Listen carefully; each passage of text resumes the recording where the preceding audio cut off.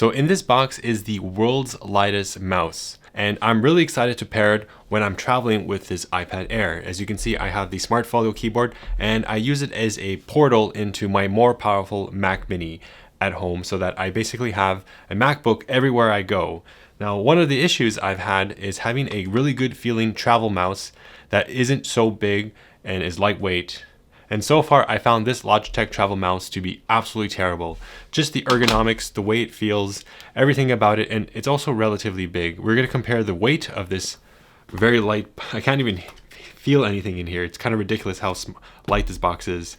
In fact, I'm opening this live for my first impression because maybe there's nothing in here. It just feels so darn light. Now, the name of this mouse is called the NanoFlow i2 Air.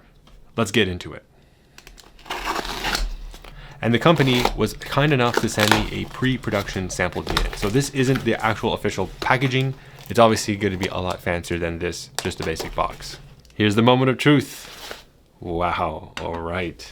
Okay, so this feels incredibly light. So first, let's do a little tour of the mouse. Now they have multiple colors. The one that I chose is obviously white. You can see that it's powered by USB-C, which is a step up from more typical travel mouses, which usually require 2 or 1 AAA or AA batteries.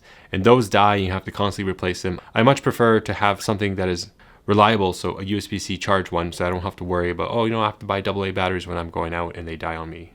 And the thing with AA batteries is if you leave them in for a long time, they still deplete over time, which is very annoying. So you got a nice groove here. This has a more textured surface. You got the scroll wheel here, and that feels really good. You can click on it, and wow, the buttons feel really good so far. So you have this also another textured surface over here. And then at the bottom, you can see you can switch between USB, off, or Bluetooth. Here is the USB dongle. This is probably where the laser comes out from. And you have these mouse gliders to make it smooth when you glide on it. And you have a DPI button over here. So this is a really interesting design. Now let's give this a shot. Oh, wow. That feels really a lot more comfortable than your typical travel mouse because it has more of a wider grip. Oh, that feels really good.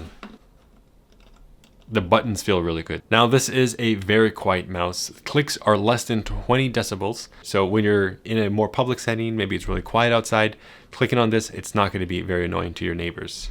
In fact, this Logitech mouse, the competitor, advertised it to be a silent click. But when I compare the two, the iFlow is definitely a lot quieter. Let's do a sound test. Left button, right button, middle button, scroll. So you don't need the whole section over here, which takes up a lot of space. The way you kind of just have it rest on your palm, and you have a really nice feeling mouse over there. Wow, this feels really good. I'm very impressed. I like that it's a larger width. That to me is very important. And the scroll wheel feels really good as I scroll. All right, so let's compare these two mice side by side. So you can see that the NanoFlow i2 Air has a much larger width. You can see the distance over here, it's a lot larger. Now in terms of the depth, you have a taller front section, side to side. Here's the front, here's the side. Now when I use this other mouse, it just never felt very comfortable. I never really got used to it, but this feels more natural, I have to admit. You kind of have to embrace the claw grip. Now, one is going to be substantially lighter. So the Logitech M240 weighs about 73 grams, and that includes the battery. Now let's try this. We have 42 grams, but without the dongle, we got 39 grams, close to half the weight of this. And that makes a big difference, especially with the current trends in airlines really focusing on weight when it comes to personal items and carry-on. It really matters when you're traveling on a budget and you have to carry a backpack. Every gram counts. All right, so first, how exactly do you pair this? All you gotta do is hold the 3 buttons all together at once for a few seconds. And what you'll see is that there will be a flashing Bluetooth indicator. And you can see that it says Iron Paw BT3. I'm gonna go ahead, tap it. Okay, and now we have the mouse working. So here's how it looks when it's on. You can see the LED light. So I've been using the mouse off camera and I noticed that it feels really good to use. Compared to my other Logitech mouse and my bigger mouse, I really like how it naturally feels to move the mouse around.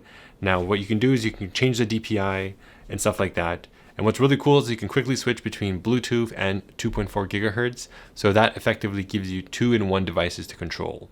Now, one of the things I noticed when I was using this mouse is that you have a lot more airflow. So instead of a traditional mouse, your palms don't get sweaty. So you have better airflow because you effectively are controlling everything with your fingertips. And a lot of these other mice typically require a large working space.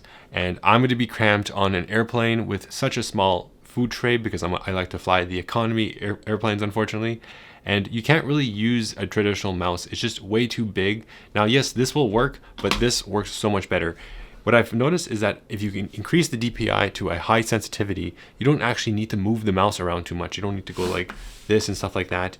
What you can do is you can have a very fine-grained control on selecting words. So for example, I go like this, I'm selecting that, and I'm scrolling up and down. It just all feels really intuitive. Let's say I want to cover this specific word over here, like that. And of course I would have my keyboard attached. I'm just showing you the iPad in a flat mode so you can see it up there. And honestly, it feels very natural. I found no differences from using a regular mouse, and it's quite comfortable over long periods of sessions. Now, what's really cool about this mouse is that I can use it on pretty much any surface. You can even use it on your clothing. I'm going to put it on my thigh. I'm wearing sweatpants, and I can move the mouse around. I can just click around, and I can even put it on the side of this desk here. I'm using it on a very small surface, and it's actually in horizontal mode. So my hands are like this. And that's the type of thing you can't really do with this type of mouse. Mostly because it's really uncomfortable. It doesn't work as well. I don't know, it's hard to describe it. It's also heavier too.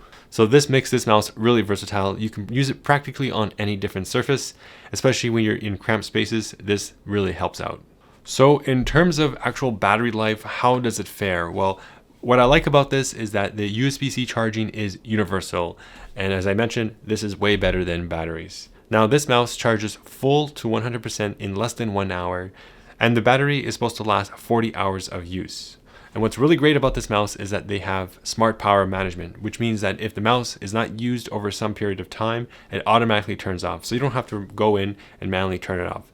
I found that waking up the device when the mouse is sleeping almost happens instantaneously. I found it very reliable, and I love the fact that this is all managed by itself. I don't have to worry about charging it very often. And I find that 40 hours is more than sufficient for a trip, so this mouse basically lasts a very long time. The grip of this mouse feels really good. I really like that it has an anti-slip on both sides, and I found that the positioning of the fingertips really does change the way you use a mouse. You're actually using your fingertips more, and this feels more ergonomic, especially in tight spaces. The best thing about this mouse is that it is incredibly lightweight and has a very small footprint in your personal item.